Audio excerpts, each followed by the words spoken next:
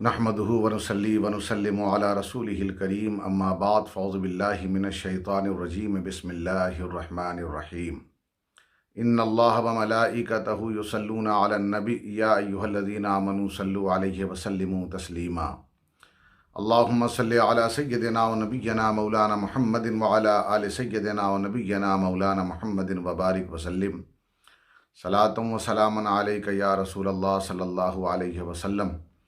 अल्लाह तबारक व तआला ने कुरान मुक़द्दस में सूरह हज में इरशाद फरमाया, बिस्मिल्लाहिर्रहमानिर्रहीम, या अय्युहन्नास इन कुंतुम फ़ी रैबिम मिनल बाअस फ़इन्ना ख़लक़नाकुम मिन तुराबिन सुम्मा मिन नुतफ़तिन सुम्मा मिन अलक़तिन सुम्मा मिन मुज़ग़तिन मुख़ल्लक़तिन व गैरि मुख़ल्लक़तिन लिनुबय्यिन लकुम। ऐ लोगो, क्या तुम्हें इस बात में शक है कि तुम्हें एक बार फिर उठना है, यानी मरने के बाद फिर दोबारा ज़िंदा किए जाओगे? इस बात पे तुम्हें शक है? तो सुनो, हमने तुम्हें पहले मिट्टी बनाया, यानी मिट्टी से बनाया या मिट्टी में रखा।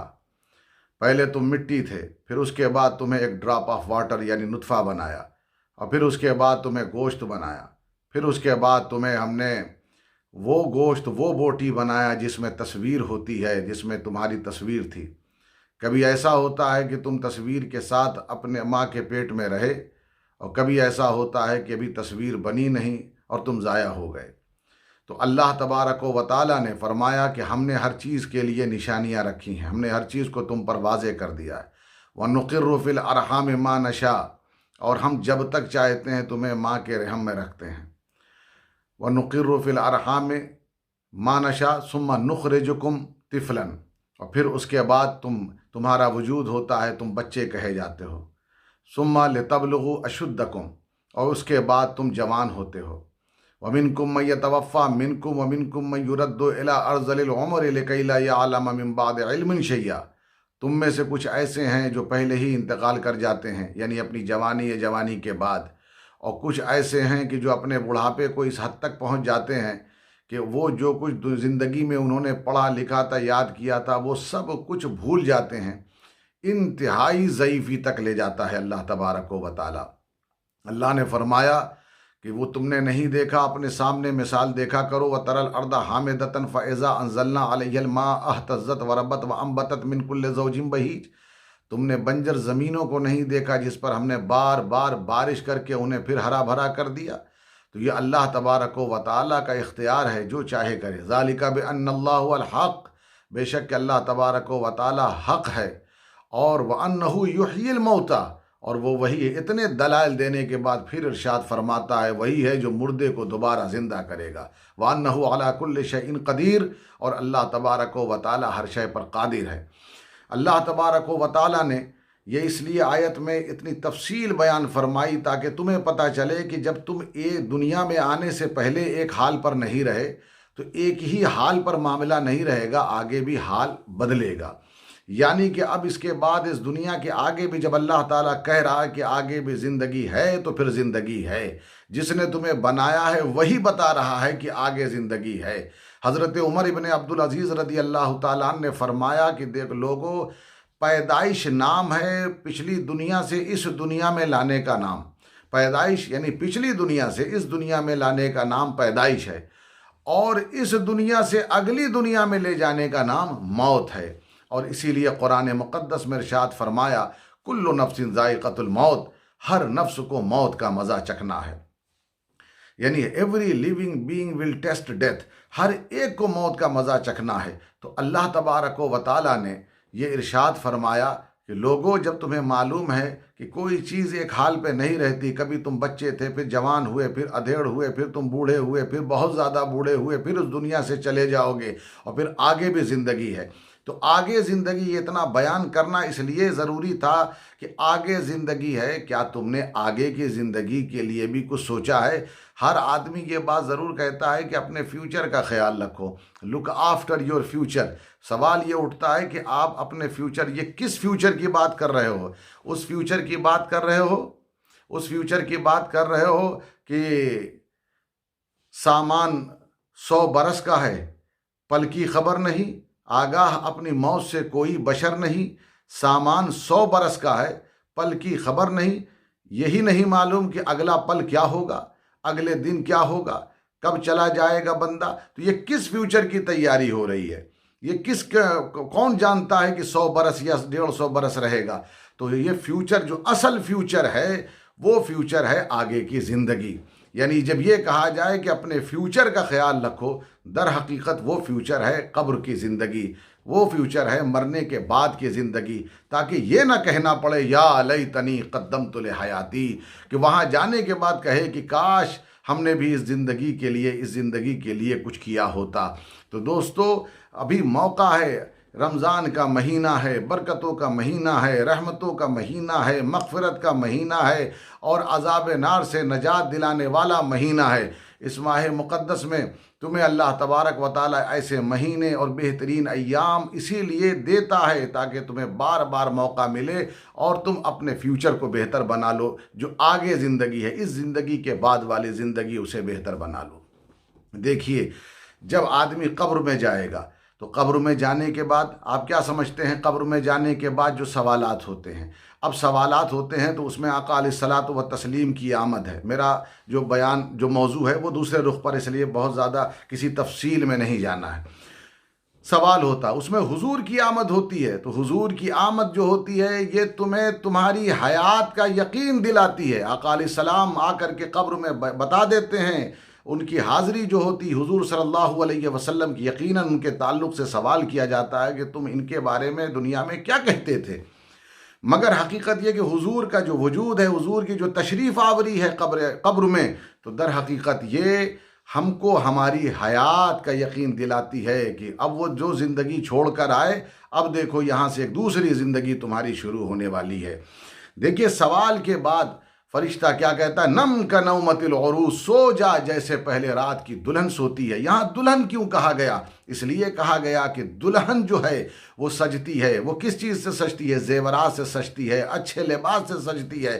اسی لیے دولہا نہیں کہا گیا، کیونکہ دولہا اتنا نہیں سجتا جتنا دلہن سجتی ہے، اور دلہن کا جتنا خیال رکھا جاتا ہے اتنا دولہے کا خیال نہیں رکھا جاتا، اس لیے کہ اس کی نزاکت کو بھی ملحوظ رکھا جاتا ہے۔ اسی لیے یہاں پر کہا گیا نم کا نومت العروس، سو جا جیسے پہلے رات کی دلہن سوتی ہے۔ تو یہ کہنے کا مقصد کیا ہے؟ یہ مقصد صرف یہی ہے کہ دیکھو، دلہن جب زیورات سے آراستہ ہو کر کے آتی ہے، دلہن جو ہوتی ہے وہ اچھے لباس سے آراستہ و پیراستہ ہو کر آتی ہے، اسی طریقے سے تم اگر آج عقیدے سے بہترین عقیدہ لے کر آئے ہو، عقیدے سے آراستہ و پیراستہ ہو کر آئے ہو، اگر اچھا عمل لے کر آئے ہو، تو نم کا نومت العروس، تو پھر سو جاؤ، پھر بے خوف ہو جاؤ، اور اس طرح سو جاؤ جیسے پہلے رات کی دلہن سوتی ہے۔ یعنی جس طرح اس کا خیال رکھا جاتا ہے، اسی طریقے سے قبر میں وہ جو اچھے عقیدے والا ہے، وہ جو اچھے عمل والا ہے، عقیدہ بھی ہو، اچھا عمل بھی ہو، تو پھر کیا کہنا، پھر اسی طرح خیال رکھا جاتا ہے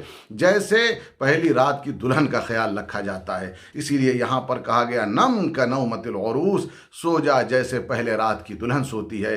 تو عقیدے سے آراستہ و پیراستہ ہو کر کے جو بندہ جاتا ہے تو قبر میں اسے بے خوفی کا بھی یقین دلایا جاتا ہے۔ دوستان محترم، اسی لیے فرمایا گیا کہ موت دیکھیے اور دنوں میں بھی آتی ہے، لیکن موت جو ہے وہ جب رمضان میں آتی ہے تو موت بھی ناز کرنے لگتی ہے۔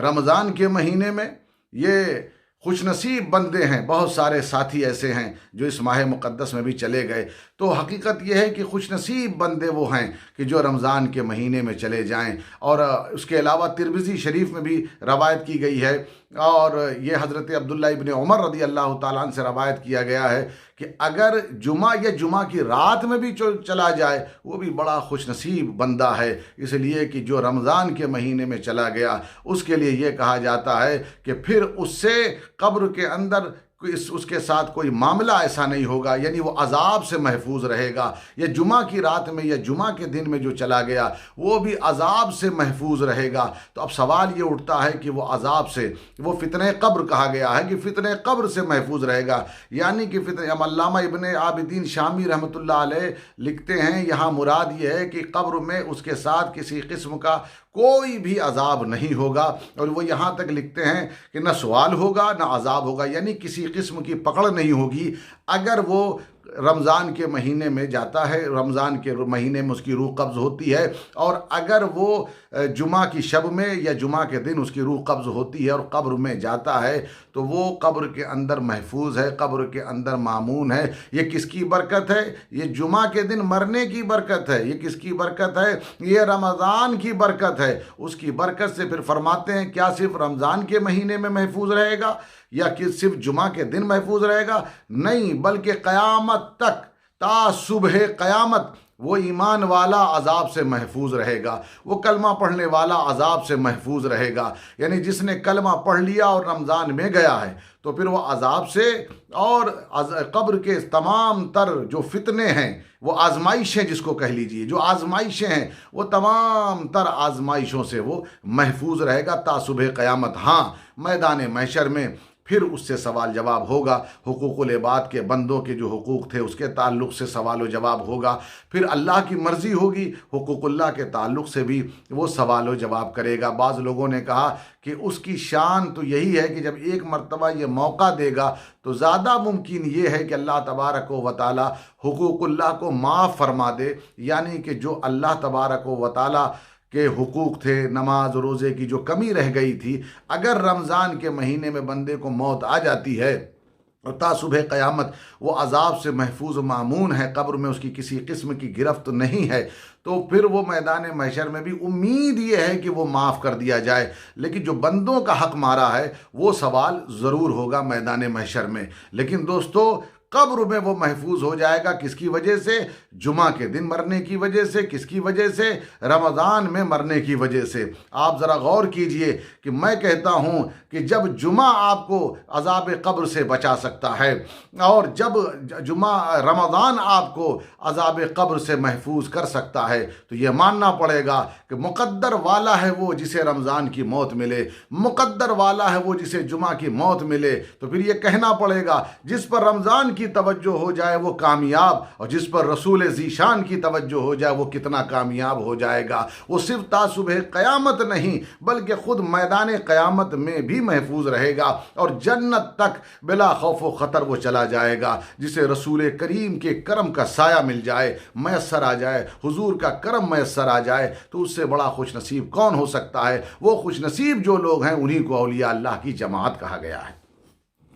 تو دوستان محترم، یہاں کہنا صرف آپ سے یہ ہے کہ ہر نفس کو مر جانا ہے، ہر ایک کو ایک دن مرنا ہے، ہر نفس کو موت کا مزہ چکھنا ہے۔ تو کل نفس ذائقۃ الموت کہا گیا، اور پھر سورہ حج میں ایک تفصیل بیان کی گئی اور آگے کہا گیا وَأَنَّ السَّاعَةَ آتِيَةٌ لَا رَيْبَ فِيهَا وَأَنَّ اللَّهَ يَبْعَثُ مَن فِي الْقُبُورِ۔ اور یاد رکھو قیامت ہر حال میں آئے گی، اور جو اپنی قبروں میں جائے گا اسی قبروں سے نکلے گا بھی۔ تو معلوم یہ ہوا آگے کی زندگی ہے، اور آگے کی زندگی ہے، اور وہاں تک پہنچنے سے پہلے جو مرحلہ ہے، جو آگے کی زندگی تک لے جانے والا مرحلہ ہے، اسی کو موت کہا جاتا ہے۔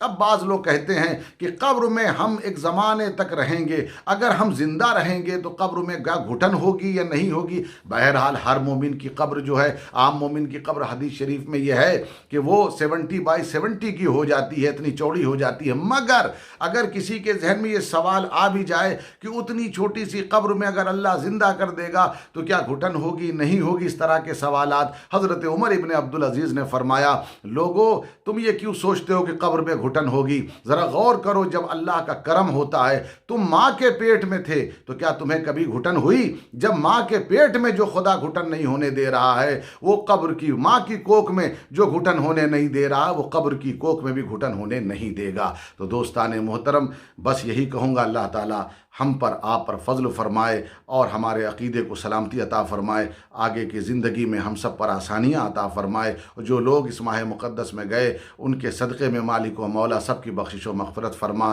اور اس وبا سے نجات عطا فرما، ہم سب کے روزوں کو قبول فرما۔ وصلی اللہ تعالیٰ علی خیر خلقہ محمد وآلہ واصحابہ اجمعین برحمتک یا ارحم الراحمین، وآخر دعوانا الحمد للہ رب العالمین۔